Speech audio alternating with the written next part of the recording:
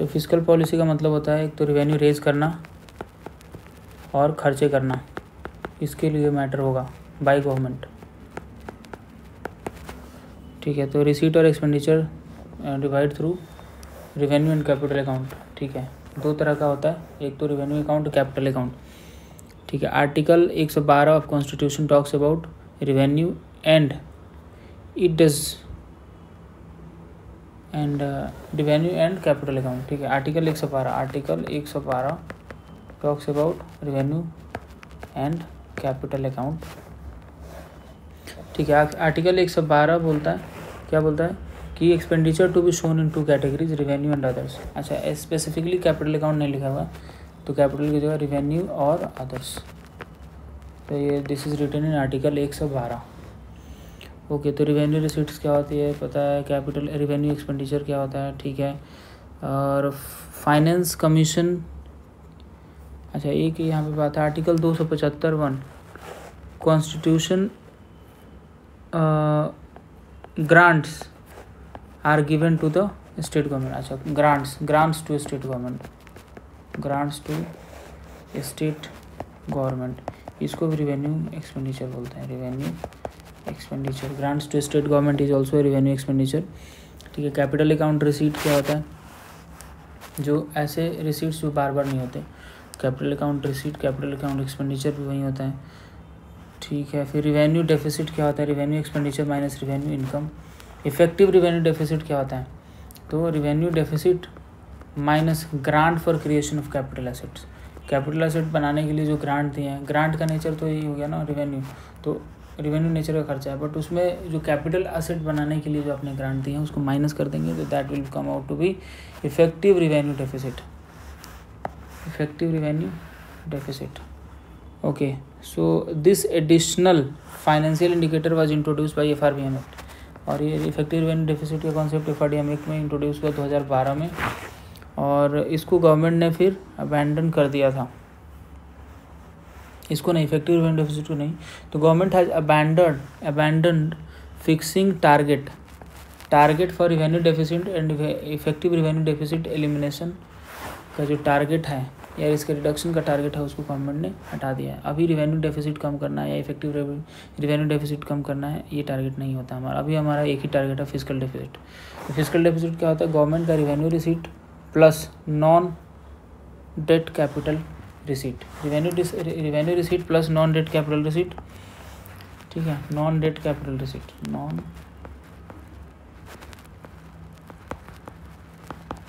Date capital receipt, revenue receipt, government का revenue receipt plus non debt capital receipt, उसमें से minus कर दो total expenditure plus total expenditure, revenue plus capital, सारा मतलब सारा रिसीट माइनस सारा एक्सपेंडिचर, तो हो जाएगा fiscal deficit. If amount of all the borrowings of government in a given time. अच्छा, द फिस्कल डेफिसिट क्या होता है कि सरकार एक साल में कितना लोन ले रही है, तो that is called fiscal deficit. FRBM act 2018 में अमेंड किया गया, किस चीज़ के लिए, कि फिस्कल डेफिसिट का टारगेट रखना है 3% 2020-21 के लिए। फाइन, ये पुरानी बात है, अभी तो फिस्कल डेफिसिट बढ़ गया काफ़ी। अभी आता है ग्रॉस फिस्कल डेफिसिट। क्या होता है कि ग्रॉस फिस्कल डेफिसिट होता है total borrowing, total government borrowing in a given fiscal year is gross fiscal deficit. ठीक है, and then net fiscal deficit क्या होता है, gross fiscal deficit minus loan to state या PSUs। Gross fiscal deficit minus loan to state या state government या PSUs या UTs को जो लोन देते हैं उसको माइनस कर देंगे ग्रॉस फिस्कल डेफिसिट में से, तो वो आ जाएगा net fiscal deficit. Budget deficit क्या होता है, budget receipt minus budget expenditure is equal to budget deficit, और that is the amount that is printed by RBI and supply to government of India on credit. Okay, fine. So because it considers only the printed currency as deficit and overlooks borrowing made by RBI from the market, hence this concept was discontinued. From 2018 onwards only fiscal deficit is targeted. तो आज के date में revenue deficit target होता है, नहीं होता है। Effective revenue deficit target होता है, नहीं होता है। बजट डेफिसिट टारगेट का टारगेट होता है, नहीं होता है। सिर्फ फिस्कल डेफिसिट टारगेट किया जाता है। ठीक है, बस। मोनेटाइज डेफिसिट क्या होता है, ये तो बोरोइंग मेड बाय हाँ, ये मोनेटाइज डेफिसिट क्या होता है कि जो बोरोइंग आरबीआई से लेती है government through fresh currency note issue करा लेंगे, ठीक है, प्रिंट करा लेंगे बेसिकली, तो that is monetize deficit. It was discontinued as a part of FRBM from 2006. तो 2006 से monetization of deficit is not allowed. फिर प्राइमरी डेफिसिट क्या होता है? The physical deficit minus interest payment. Physical deficit minus interest payment is called primary deficit. ठीक है, और इससे प्रीवियस सरकारों के परफॉर्मेंस को असेस करने के लिए यूज़ किया जाता है. ठीक है, physical deficit minus interest payment is equal to primary deficit. Deficit financing कैसे कर सकते हैं? डेफिसिट फाइनेंसिंग मतलब आप अलग अलग सोर्स से पैसे इकट्ठा कर रहे हो उस डेफिसिट को मीट करने के लिए, that is called deficit financing. और तो when a government has to spend more than what it can raise through tax, non-tax and other sources, it borrows from the market, but it cannot borrow above a certain limit. It cannot borrow above a certain limit from the market as it may become even more costly. ठीक है, ये costly हो जाएगा for the government to service the loans and crowd out private investment. ठीक है, अगर market से ज़्यादा उठाएगी तो सारे पैसे सरकार ही ले लेगी, तो क्राउड आउट इफेक्ट हो जाएगा. तो अंडर सच सर्कमस्टांसेस, इस स्थिति में आरबीआई प्रिंट करता है मनी को एंड सप्लाई करता है क्रेडिट थ्रू क्रेडिट दो at a cost. It is called deficit financing. Deficit financing by RBI using RBI. So the printing the money printed by RBI is called high, क्या लिखा है, high money reserves और monetary base, high power money. अच्छा, high power, इसको जो RBI पैसे print करते हैं उसको क्या बोलते हैं? High power money. और रिजर्व मनी, या फिर उसको रिजर्व मनी भी बोलते हैं, रिजर्व मनी, या फिर मॉनेटरी बेस बोलते हैं. जितना RBI the money printed by RBI is called high powered money या रिजर्व मनी या फिर monetary base. With government spending private sector investment and employment picks up. Government spending से क्या होता है? प्राइवेट सेक्टर एम्प्लॉयमेंट पिक करता है और इन्वेस्टमेंट पिक करता है. Thus employment and consumptions are facilitated. However, there are certain rules to be followed by RBI, otherwise it becomes inflationary. ठीक है, ज़्यादा बोरोइंग करेंगे आरबीआई से तो इन्फ्लेशन हो जाएगा और इससे विथ डिस्टेबलाइजिंग कॉन्सिक्वेंसेज. ठीक है, how much physical deficit is right. Okay fine, will skip this, revision चल रहा है. तो फिजिकल स्टिमुलस क्या होता है कि सरकारें खर्च करती हैं, इसको पंप प्राइमिंग भी बोलते हैं, प्राइमिंग द पंप या फिर पंप प्राइमिंग. और ये केनेशियन फिजिकल स्टिमुलस केनेशियन मॉडल से इंस्पायर्ड है ये. ठीक है, अच्छा, केनेशियन इकोनॉमिक्स. ठीक है, यहाँ पे लिखा हुआ है आफ्टर द 2008 सब prime crisis when the global recession impacted Indian and other economy, government started the physical stimulus. सरकार ने 2008 क्राइसिस के बाद फिजिकल स्टिमुलस किया था. ठीक है, और इसकी वजह से फिजिकल डेफिसिट ऑफ कोर्स बढ़ेगा. 2009-10 में 6 से 8% हो गया था. ठीक है, FRBM एक्ट 2003. FRBM एक्ट में बोलता है कि ये अमेंडमेंट हुआ, इसका ऑब्जेक्टिव क्या है कि भाई borrowing asset was to B,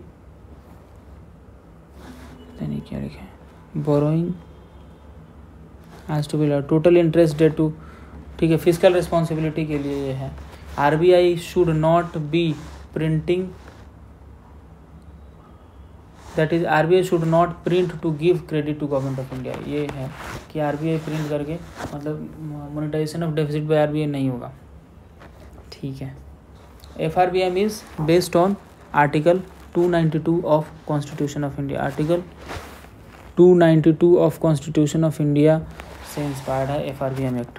ठीक है, 292 of constitution, that is limit borrowing which limits the borrowing by government on security of consolidated fund of India. FRBM act के अंदर following documents are to be laid before the parliament both the houses, parliament मतलब both the houses के सामने ये 4 document ये रखना है। कौन कौन सा? Medium term physical policy statement, medium term के लिए 2 चीज़ें हैं, तो मीडियम टर्म एक तो फिजिकल पॉलिसी स्टेटमेंट आपको देना और मीडियम टर्म का एक्सपेंडिचर फ्रेमवर्क स्टेटमेंट भी देना है। तो मीडियम टर्म में क्या क्या? मीडियम टर्म में फिजिकल पॉलिसी क्या रहेगी उसका स्टेटमेंट और मीडियम टर्म में एक्सपेंडिचर फ्रेमवर्क का स्टेटमेंट, और फिर 2 और रिपोर्ट, जैसे फिजिकल पॉलिसी स्ट्रेटेजी स्टेटमेंट, दूसरा रिपोर्ट है फिजिकल पॉलिसी, एक नॉर्मल फिजिकल पॉलिसी स्टेटमेंट है, एक medium term physical policy statement है, और तीसरा है macro economic framework, macro economic में क्या चल रहा है, तो मैक्रो इकोनॉमिक का फ्रेमवर्क स्टेटमेंट।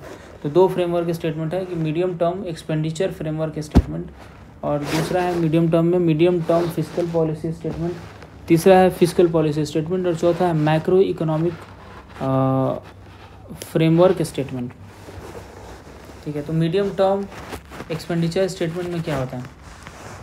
ये 3 साल का टारगेट सेट करता है, इसमें 3 ईयर्स का टारगेट सेट करते हैं इसमें, और स्पेसिफिक फिजिकल इंडिकेटर्स इसमें इन रिस्पेक्ट टू जीडीपी इसमें शो करना होता है एज गवर्नमेंट। तो इसमें medium term physical policy statement में medium term physical policy statement में क्या क्या आता है? रेवेन्यू डेफिसिट का टारगेट, प्राइमरी डेफिसिट का टारगेट, ठीक है, इफेक्टिव रेवेन्यू डेफिसिट तो टारगेटिंग नहीं हो रहा, प्राइमरी डेफिसिट का टारगेट, फिर फिजिकल डेफिसिट कितना रहेगा उसका टारगेट, फिर gross tax to GDP ratio कितना रहेगा, ये भी फिजिकल, चूँकि फिजिकल से बात है तो मीडियम टर्म 3 साल का है तो मीडियम टर्म, तो इसमें टैक्स टू जीडीपी रेशियो का target, total outsourcing debt as a percentage of GDP at the end of the year इसका target, and non tax revenue का टारगेट। फिर physical policy strategy statement, physical policy का strategy है तो इसमें क्या होता है कि स्ट्रेटेजिक प्रायोरिटीज़ क्या रहेगी सरकार की और किस बारे में, टैक्सेशन के बारे में, एक्सपेंडिचर के बारे में, लेंडिंग के बारे में, इन्वेस्टमेंट या बोरोइंग या गारंटी, तो इन सारे मैटर्स में सरकार की स्ट्रेटेजी क्या है उस चीज़ को आपको इसमें दिखाना होता है। तो इसमें यह है कि interim budget did not contain such A statement. अच्छा, ये जो होता है physical policy strategy statement interim budget में नहीं रहता है, इंटरिम बजट में फिजिकल पॉलिसी स्ट्रेटेजी स्टेटमेंट नहीं रहता है। फाइन, अब आते हैं तीसरा मैक्रो इकोनॉमिक फ्रेमवर्क स्टेटमेंट, इसमें सारा डिटेल रहता है जीडीपी का, आईआईपी का, आईआईपी, फिर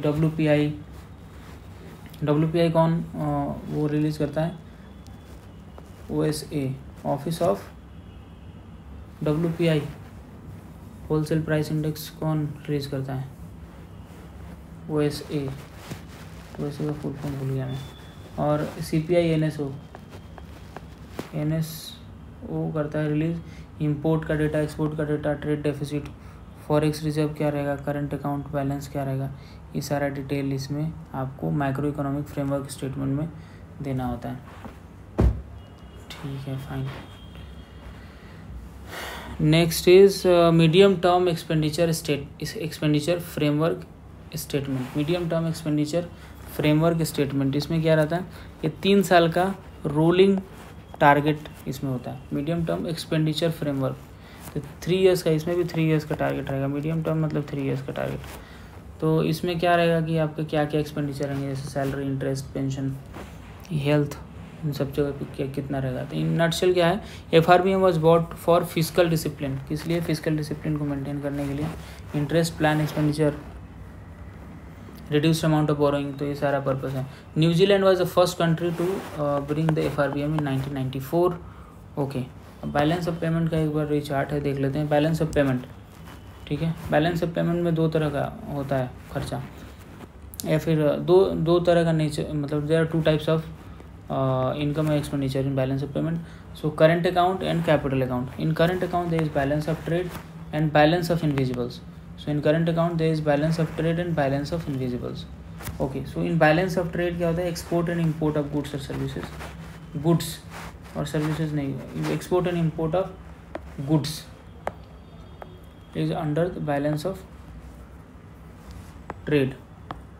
balance of trade में क्या होता है, export of import of goods, ठीक है, एंड बैलेंस ऑफ इनविजिबल्स में सर्विसेज का रहता है। सो बैलेंस ऑफ इनविजिबल्स में सर्विसेज का रहता है, factor payment and transfer payments, तो this is all forming part of balance of trade. And फिर capital sorry balance of trade बोल रहा हूँ। बैलेंस ऑफ ट्रेड में तो रहता है सिर्फ गुड्स, बैलेंस ऑफ इनविजिबल में रहता है सर्विस, फैक्टर इनकम और ट्रांसफर पेमेंट। अब आते हैं कैपिटल अकाउंट। कैपिटल अकाउंट में होता है एक तो फॉरेन इन्वेस्टमेंट्स, दो टाइप का कैपिटल अकाउंट, फॉरेन इन्वेस्टमेंट रहता है, दूसरा होता है लोन।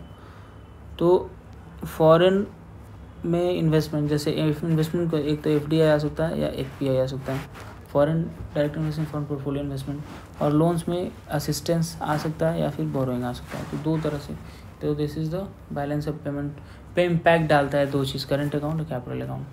और A+B is called, A plus what is A is current account plus capital account, तो it is called autonomous transaction, या फिर इसको above the line item transaction भी बोलते हैं। क्या? Above the line item transaction, above the line item या autonomous transaction. A+B is called autonomous transaction या above the line item transaction. ठीक है।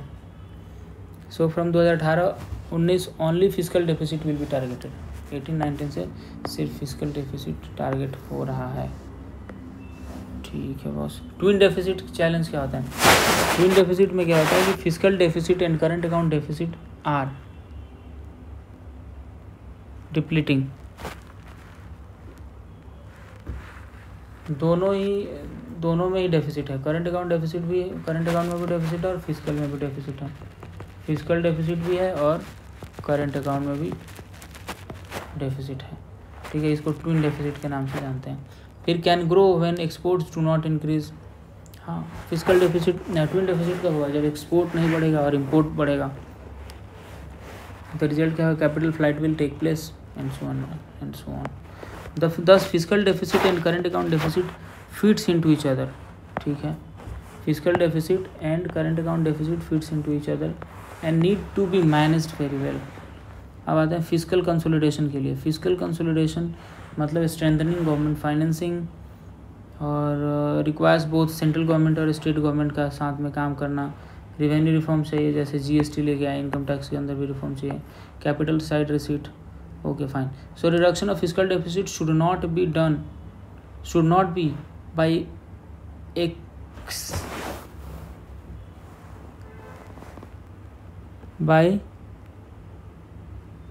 Reduction in capital. अच्छा हाँ, तो अगर आपको फिजिकल डेफिसिट कम करना है तो इसका ये मतलब नहीं कि आप कैपिटल एक्सपेंडिचर ही कम कर दो। इसको मतलब है कि आप कैपिटल एक्सपेंडिचर को या तो बढ़ाओ या फिर इंटैक्ट रखो। रिवेन्यू एक्सपेंडिचर को कम करना चाहिए। ठीक है। NK Singh review committee on FRBM। सो ये 2016 में कमेटी बनी थी, 5 मेंबर की कमेटी थी। ठीक है, it was chaired by NK Singh. ठीक है, एंड कमेटी सबमिटेड रिपोर्ट 2017। इसका सजेशंस क्या था कि creation of a physical council. Yes, so creation of a physical council was recommendation of physical council. It was recommended by FRBM review committee headed by NK Singh. So and that will, so ये जो physical council बनेगा उसका responsibility क्या है कि multi year physical forecast बनाना काम रहेगा सेंट्रल गवर्नमेंट और स्टेट गवर्नमेंट्स के लिए। और ये फोकस क्या करेगा? Public debt to GDP ratio के ऊपर फोकस करेगा। Public debt to GDP ratio के ऊपर फोकस करेगा। और इसका टारगेट क्या रहेगा? अच्छा, 60% debt to GDP ratio total, overall 60% debt to GDP ratio, जिसमें 40% फॉर सेंट्रल गवर्नमेंट और 20% for debt to GDP ratio. So debt to GDP total कितना रहेगा? 60%। इसमें 60% का सेंट्रल गवर्नमेंट और स्टेट गवर्नमेंट जैसा 40% debt to GDP ratio central government afford कर सकती है और 20% debt to GDP ratio state government afford कर सकती है। तो फिजिकल डेफिसिट टारगेट 3% हो गए, तो पुरानी बात है। Deviation of physical deficit target, हाँ, फिजिकल डेफिसिट टारगेट में 0.5% तक का डेविएशन कर सकते हैं अनफोर्सीन इवेंट्स के लिए। ठीक है, फिर okay fine. So this was NK Singh committee on review of FRBM। तो इसमें सबसे इम्पोर्टेंट ये लगा मेरे को कि creation of a physical council बनाने की बात कही गई थी। Okay, now this is state development loan. So state development loans are debt facilities. किसको दिया जाता है? ये स्टेट गवर्नमेंट के लिए। स्टेट डेवलपमेंट लोन किसके लिए है भाई? स्टेट गवर्नमेंट के लिए है। और state government issues, central government issues bonds and treasury bills both. अच्छा, हाँ, तो सेंट्रल गवर्नमेंट जो है कि बॉन्ड्स भी इशू कर सकती है और ट्रेजरी बिल भी इशू कर सकती है, लेकिन स्टेट गवर्नमेंट ये सिर्फ बॉन्ड्स इशू कर सकती हैं, ठीक है। और जो उनके बॉन्ड्स होते हैं उसको SDL बोलते हैं। स्टेट गवर्नमेंट के बॉन्ड को क्या बोलते हैं? स्टेट डेवलपमेंट लोन्स बोलते हैं। और SDLs are eligible securities for SLR। SDLs are eligible security for SLR in liquidity adjustment facility. LF को रेपो ट्रांजेक्शन भी बोलते हैं, ठीक है। इसके पर्पज़ के लिए भी यूज़ किया जाता है। तो जो SDL स्टेट डेवलपमेंट लोन्स को SLR और LF के लिए यूज़ कर सकते हैं। और स्टेट गवर्नमेंट सिर्फ बॉन्ड इशू कर सकती है, जिसको बोलते हैं treasury bill state government issue नहीं कर सकती है। अब आते हैं WMA, way and means advance. Way and means advances या फिर स्पेशल WMA बोलते हैं। तो WMAs आर टेम्प्रोरी। अच्छा, WMA कितने दिन के लिए देते हैं? 90 डेज़ के लिए, टेम्प्रोरी पर्पज़ के लिए होता है, जो कि RBI देता है सेंट्रल गवर्नमेंट स्टेट गवर्नमेंट, दोनों को ही है, सेंट्रल गवर्नमेंट को भी है और स्टेट गवर्नमेंट को भी है। इंपॉर्टेंट है, CG और SG दोनों के लिए ही है ये, ठीक है। और इनका शॉर्ट टर्म पर्पज़ के लिए कितना डेज का होता है? 90 डेज़। WMA कितने दिन के लिए? 90 डेज। CG SG both. और इसका इंटरेस्ट रेट होता है at the rate of repo rate, repo rate के ऊपर देते हैं, ठीक है। And if government wants more allocation limit तो 2% ऑफ पेनल रिस्क लग जाए, मतलब रेपो रेट प्लस 2% दे के आप और एडिशनल ले सकते हो। अच्छा, दो तरह के WMA होते हैं, नॉर्मल WMA और स्पेशल WMA। तो इस जो नॉर्मल WMA होता है वो CG और SG दोनों को मिल सकता है, ठीक है। और ये क्लीन एडवांस होता है और विदाउट एनी सिक्योरिटी। जो normal WMA this is without any security, without any security normal WMA दे दिया जाता है। लेकिन जो स्पेशल WMA होता है ये सिर्फ इसमें सिक्योरिटी रिक्वायरमेंट है, security against government of India का सिक्योरिटी। इसमें आपको सिक्योरिटी रिपोर्ट पे देना पड़ेगा। और सिक्योरिटी रिपोर्ट क्या होगा कि गवर्नमेंट ऑफ इंडिया का सिक्योरिटी, और ये सिर्फ स्टेट गवर्नमेंट के लिए है, SG only. So this special WMA is for SG only. और ये ऐसे ही बिना सिक्योरिटी के नहीं होता, गवर्नमेंट का जो गवर्नमेंट ऑफ इंडिया का सिक्योरिटी है उसको आपको गिरवी में रखना पड़ता है। तो अगर स्टेट जो है पहले स्टेट को स्पेशल WMA का लिमिट एग्जॉस्ट करना पड़ेगा। तो यहाँ पे लिखा है कि after the state has exhausted the limit of SDF it gets the normal WMA। तो स्पेशल जो WMA का जो पहले लिमिट है वो उसके स्टेट को एग्जॉस्ट करना पड़ेगा, उसके बाद नॉर्मल मिलेगा, ठीक है। फिर आते हैं जीरो बेस्ड बजटिंग। क्या होता है कि हर साल आप बजट बनाते हैं फिर फ्रेश एकदम। क्राउडिंग आउट क्या होता है कि एक्सेस बोरिंग अगर सरकार कर लेगी तो बैंकों के पास पैसे ही नहीं बचेगा जनता को देने के लिए, तो फिर लिक्विडिटी क्राइसिस आ जाएगी, वहाँ पे जनता के लिए पैसे नहीं बचेंगे, तो that is called crowding out, ठीक है। तो उसके बाद इसका दो कारण है क्राउडिंग आउट का, कि एक तो लिक्विडिटी नहीं है, ठीक है, दूसरा है कि इंटरेस्ट रेट बहुत महंगा हो गया। अच्छा, बजट रिफॉर्म में क्या हुआ कि बजट प्रेजेंटेशन प्रीपोन्ड।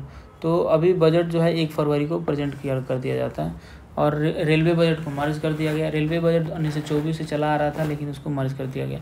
और रेलवे बजट पहली बार विलियम एकवर्थ नाम का एक बंदा था, उसने रेलवे बजट को अलग कराया था, उसको दोनों को मर्ज कर दिया 1718 से। और उसके बाद plan and non plan expenditure का एक क्लासिफिकेशन भी हटा दिया। फिर क्या बोलते हैं, शंकराचार्य कमेटी बनाई थी किस लिए, calendar for budget to change of fiscal year from calendar year to financial year, तो ये भी हो गया है। अब आते हैं external debt means what country, okay, बाहर से जो कंट्री विदेश से लेती है उसको एक्सटर्नल डेट बोलते हैं। पब्लिक डेट क्या होता है, पब्लिक डेट मतलब होता है debt of government. It includes government का इंटरनल डेट, ठीक है, गवर्नमेंट का जो इंटरनल डेट होता है that is also part of public debt, and external debt होता है also part of. Internal debt मतलब इनसाइड द कंट्री जो बोरो करते हैं, जैसे government security, PF small saving से या RBI से जो पैसे लेते हैं, that is called internal debt. External debt क्या होता है कि nation owns to the foreign lenders.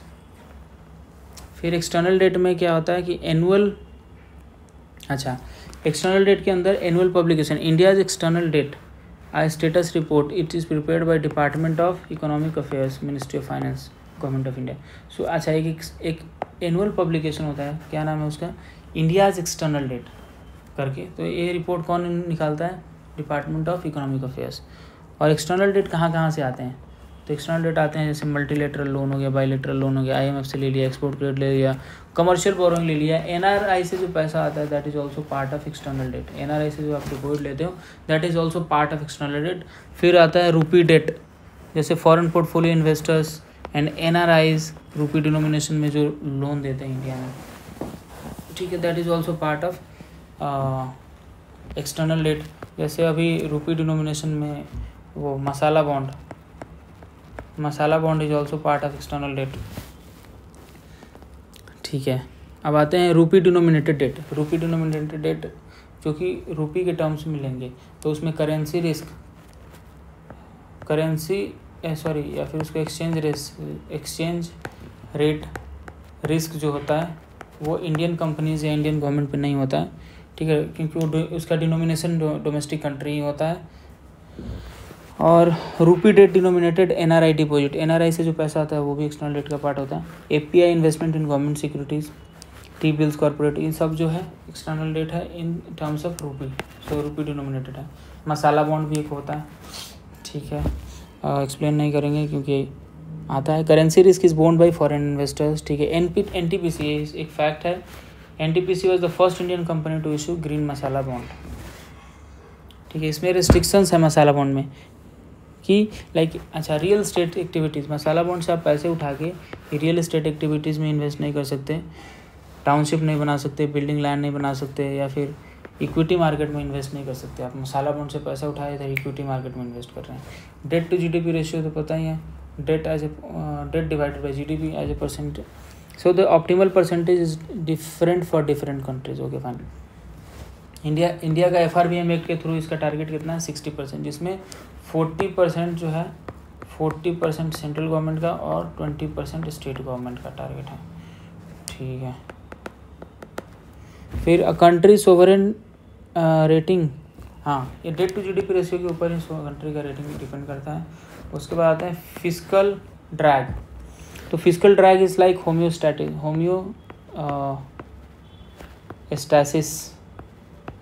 Fiscal drag में होता है कि ये इकोनॉमी अपने आप को खुद ही बैलेंस कर लेती है कि अगर आप इन्फ्लेशन बढ़ जाएगा, ठीक है, तो आपकी सैलरी बढ़ जाएगी, फिर सैलरी बढ़ जाएगी तो फिर उसका एक पोर्शन, जैसे मान लेते हैं जितना भी लेट से 40% टैक्स लग रहा है तो उसका 40% हिस्सा टैक्स में भी तो चला जाएगा, तो आपका डिस्पोजेबल इनकम भी तो कम हो जाएगा।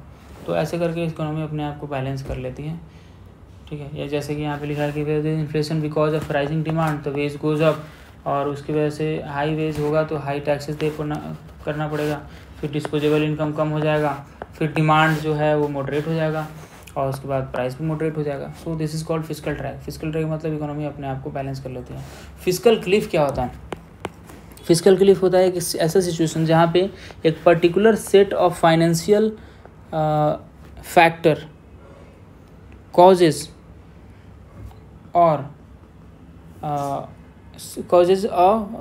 like sudden and severe economic decline।